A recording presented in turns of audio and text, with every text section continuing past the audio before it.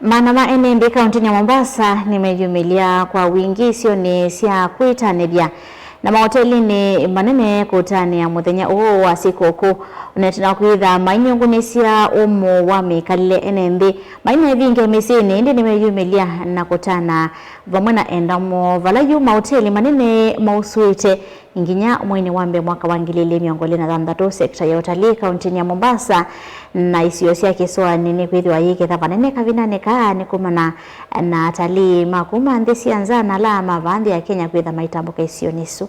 Angelina Moseko Mombasa na maovo. Ene na atalii nimeyumilia kwa wingi kutambuka isioni kivathukenyo sia kwitanithia kaunti ya Mombasa kutani ya sikukuu na endomo onaiti na kulalamikia uo mnangala manene ya mikalile. Ya last year ilikuwa nzuri, huu mwaka ni gumu kidogo. Hakuna dovi ile kama last year, but we hope for the best. Mungu tukivuka next year, kuna labda kutakuwa na pesa. Hii mwaka imekuwa ngumu sana. Biashara kama kawaida zinaendelea. Nashukuru Mungu ametuamsha salama, watu ni wengi. Na biashara tunaona zimeamka sasa. Watu wako tayari, tumejipanga kibiashara. Tuko tayari kwa kila jambo litakalotokea. Ila mradi tufanye biashara tu.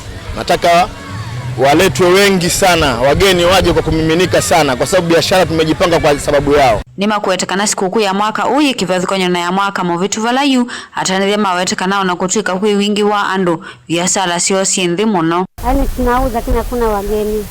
Wageni ni wale wingi wa kuja ogelea na kwenda. Na tunapita yani vyakula vyabaki tukibaki mpaka tunaiva kwa hatutafanya kile tunajipa moyo hivyo tunafanya. Mimi leo sitapanda boat. The reason behind ni kwa sababu mimi kama mwanafunzi boat inalipisha pesa mingi na mimi kama mwanafunzi sina pesa. Na hiyo ndio nafanya sitapanda boat leo.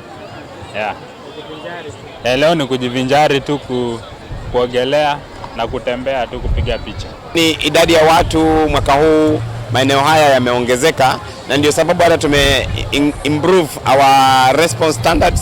We have had several meetings just to make sure that we are equal to the task.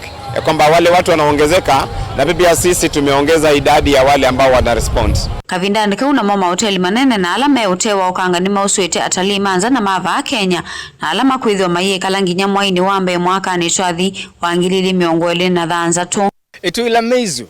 It will amaze you that we have most of our clients being local clients. But it is notable to note, the Kenyans living in diaspora coming for holidays are also, a lot of them. So I would actually classify the biggest market being the local market with a little bit of support from the international market. And even the international market being the diasporas, the Kenyans living in diaspora. But a lot of families, the crowd is made up of families, both nuclear and extended families.